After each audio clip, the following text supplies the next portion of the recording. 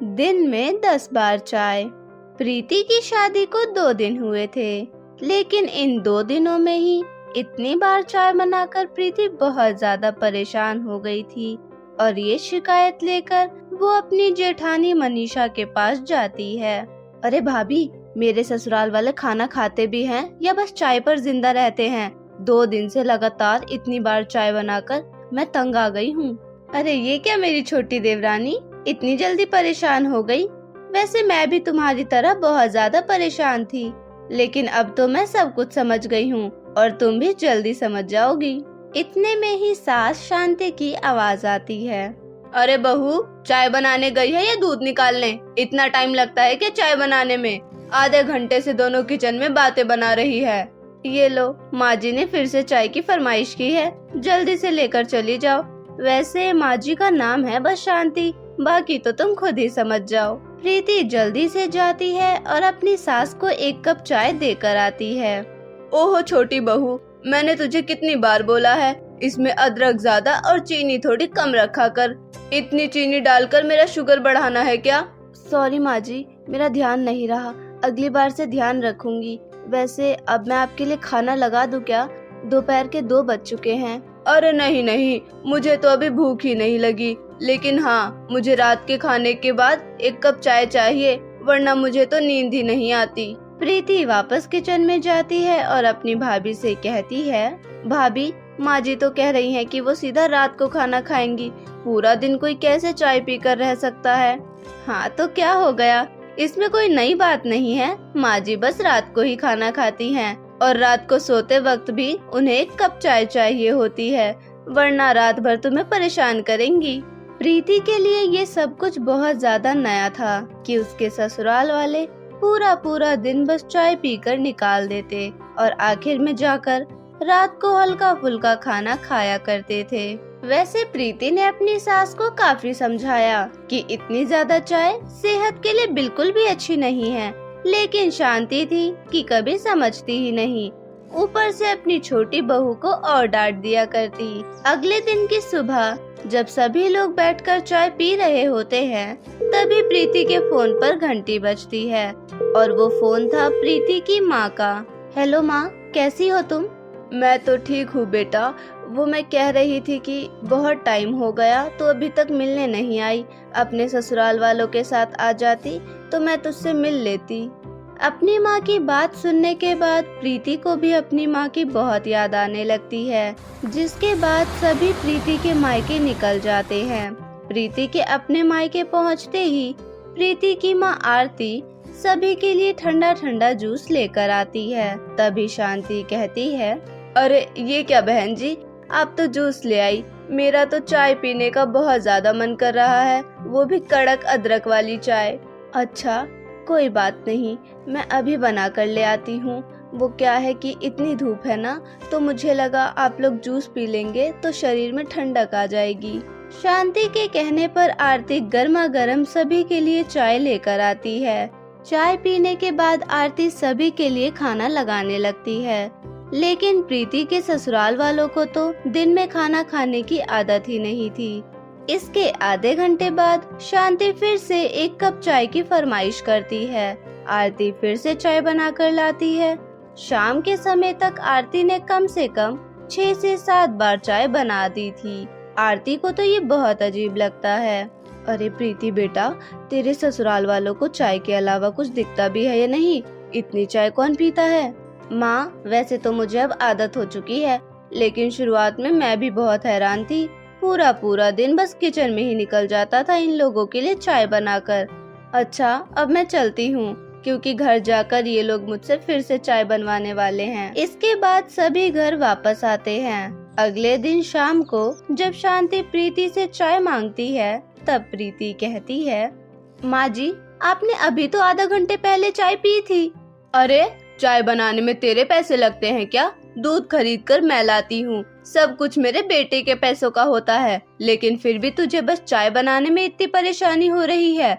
आज आने दे मेरे बेटे को, तेरी शिकायत करूँगी कि अपने सास को 1 कप चाय बनाकर नहीं पिलाती है। यहाँ शांति बहुत ज्यादा परेशान आ गई थी, क्योंकि हर रोज प्रीति बताया करती थी कि इतनी चाय पीना सेहत के लिए हानिकारक हो सकती है और इस चीज से शांति काफी परेशान हो गई थी। पर आज शांति ने ठान लिया था कि वो अपने छोटे बेटे अंकित से ये शिकायत कर रहेगी। रात के समय अंकित के ऑफिस से आने के बाद अंकित फ्रेश होता है और कहता है, प्रीति, जल्दी से 1 कप अदरक वाली चाय लेकर आओ। ये क्या अंकित, अभी अभी तो ऑफिस से आए हो और तुमने चाय की फरमाइश कर दी। मैं तो परेशान आ गई हूँ रात के समय चाय बनाकर। आखिर चाय से भी पेट भरता है क्या? प्रीति, चाय से तो पेट नहीं भरता, पर क्या करूं, अब मुझे आदत हो गई है। मैं रोज ऑफिस से आने के बाद चाय पीता ही हूं। और तुम मुझे अब चाय के लिए ताने मारना बंद करो। हाँ अंकित बेटा, मैं भी आज तुझसे इसी बारे में बात करने वाली थी। तेरी बीवी से जब भी चाय मांगो वो कुछ न कुछ सुनाने लगती है। साफ साफ बोल दे अपनी बीवी को कि जब भी मैं चाय मांगू मुझे बिना किसी बातों के 1 कप चाय मिल जानी चाहिए। हाँ प्रीति, तुम चाय को लेकर अब दोबारा कुछ नहीं बोलोगे।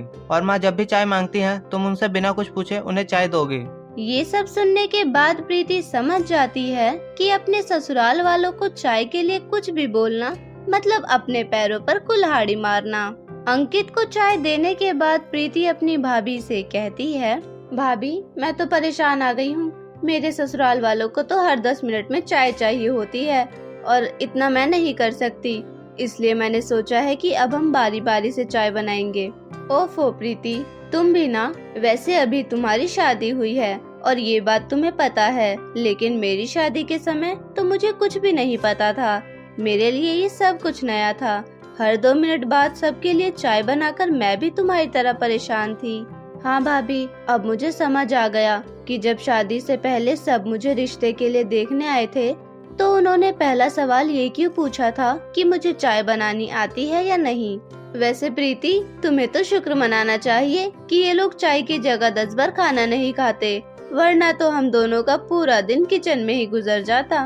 दोनों जेठानी देवरानी इसी बारे में बात कर रही होती है। तभी प्रीति के दिमाग में एक आइडिया आता है।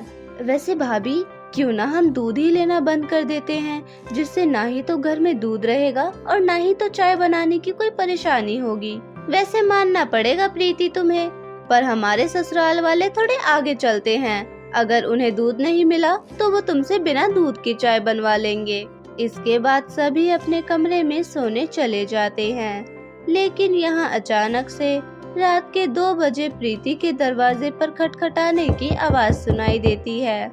इतनी रात को दरवाजे पर खटखटाने की आवाज सुनकर प्रीति डर जाती है और उठकर दरवाजा खोलती है। पर तभी वो देखती है कि दरवाजे पर शांति खड़ी है। क्या हुआ माँ जी, आप इतनी रात को क्यों आई हैं? आपको कुछ चाहिए था क्या? हाँ प्रीति बहू, वो क्या है कि मुझे चाय पीनी है। पर माँ जी, खाने के बाद तो आपने चाय पी थी ना, अब फिर से आपको चाय पीनी है। हाँ तो क्या हो गया? अगर मुझे चाय पीने का मन कर रहा है 10 मिनट लगेंगे, जा बना दे। आधी खुली आंखों से प्रीति किचन में जाती है और चाय बनाने लगती है और फिर चाय बनाकर अपनी सास को दे देती है। रात को चाय बनाने की वजह से अगले दिन प्रीति की नींद थोड़ी देर से खुलती है और जिस वजह से शांति को समय पर उसकी चाय नहीं मिल पाती। अरे बहू, आज मुझे चाय मिलेगी कि भी नहीं? पिछले आधे घंटे से चाय का इंतजार कर रही हूँ। इतने में तो मैं 2 बार चाय पी लेती हूँ। 2 बहुएं हैं घर में, लेकिन मेरी तो एक भी नहीं सुनती। लेकिन तभी मनीषा अपनी सास को चाय दे देती है, जिसके बाद प्रीति उठती है और अपनी जेठानी को सारी बातें बताने लगती है। प्रीति की ये बात सुनकर मनीषा बहुत ज्यादा हंसती है। ये क्या भाभी, आप हंस रही हैं? मैं बहुत ज्यादा परेशान आ चुकी हूँ, अब बहुत हो गया। मुझे लगता है हमें इस चीज का समाधान निकालना होगा।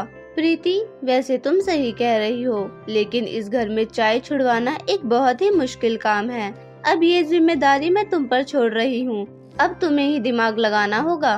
प्रीति बहुत ज्यादा परेशान हो गई थी। उसे समझ ही नहीं आ रहा था कि किस तरह वो अपने ससुराल वालों की चाय की आदत को छुड़वाएगी। बहुत देर तक सोचने के बाद प्रीति जल्दी से अपने कमरे में जाती है और अपनी दोस्त तमन्ना को फोन लगाती है, जो कि एक डॉक्टर भी थी। प्रीति अपनी दोस्त को सारी बातें बता देती है और प्रीति के कहने पर अगले ही दिन तमन्ना प्रीति के घर आती है। प्रीति की दोस्त तमन्ना को देख शांति कहती है, अरे आओ बेटा, कैसी हो तुम? बस आंटी, मैं तो ठीक हूँ। आप बताइए, काफी कमजोर लग रही हैं आप। खाना तो ठीक से खाती है ना? अरे हाँ बेटा, मैं तो बिल्कुल तंदुरुस्त हूँ। दिन में खाना जो मैं बस एक बार खाती हूँ। पूरा दिन मैं तो बस चाय पर टिकी रहती हूँ। क्या आंटी, इतनी चाय सेहत के लिए बहुत ज्यादा हानिकारक हो सकती है। हाँ, अब पता चल गया कि प्रीति तेरी ही दोस्त है, तभी मुझे दिन भर चाय को लेकर बताती रहती है। वैसे वो बताती नहीं है, मुझे ताने ही मारती है, पर मुझे पता है कि ऐसा कुछ भी नहीं होता। नहीं आंटी, आप मेरी बात मानिए। आपको पता नहीं है, लेकिन इतनी ज्यादा चाय पीने से हमें गैस, एसिडिटी और न जाने क्या क्या हो सकता है।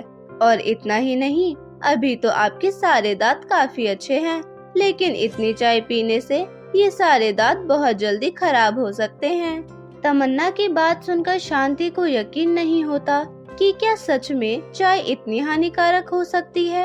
आंटी, कल ही मैंने एक पेशेंट को देखा जो कि इतनी चाय पीता था कि उसके पेट में हमेशा बहुत ज्यादा दर्द रहता था। भगवान ना करे कि आपके परिवार में से किसी को भी ऐसी परेशानी हो, इसीलिए चाय पीना कम कर दीजिए।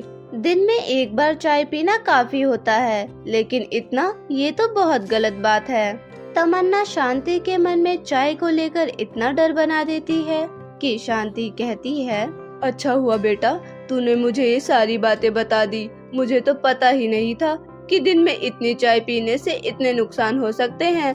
अरे मेरी छोटी बहू ने मुझे कितना समझाया, लेकिन मैं तो समझती ही नहीं थी और उसे डांट भी दिया करती थी। लेकिन अब मैं समझ चुकी हूँ कि दिन में एक बार चाय पीना काफी है। यहाँ तमन्ना की बातों से शांति समझ चुकी थी कि ज्यादा चाय सेहत के लिए काफी ज्यादा हानिकारक होती है। तमन्ना के चले जाने के बाद शाम को अंकित आता है और आते ही एक कप गर्मा गर्म चाय मांगता है। तभी शांति कहती है, नहीं, आज के बाद कोई भी इतनी चाय नहीं पिएगा। और अंकित, तू भी सुन ले, ऑफिस से आने के बाद ये तूने जो चाय की आदत लगा रखी है, इसको छोड़ दे। आज ही प्रीति की दोस्त जो डॉक्टर है, वो मुझे बता कर गई है कि इसके कितने नुकसान हो सकते हैं, और मैं नहीं चाहती कि मेरे परिवार में से किसी के भी साथ कुछ हो। अंकित को तो थोड़े समय के लिए यकीन ही नहीं होता कि ये सारी बातें शांति बोल रही है, जो कि दिन में कम से कम 10 बार तो चाय पी लिया करती थी। सबकी इस आदत को कम करने के लिए दोनों बहुओं ने पूरा सहयोग दिया। प्रीति अब बस सुबह को एक बार चाय बनाया करती थी और फिर सभी चाय पीकर नाश्ता करते थे और हर समय का खाना पेट भरकर खाया करते थे।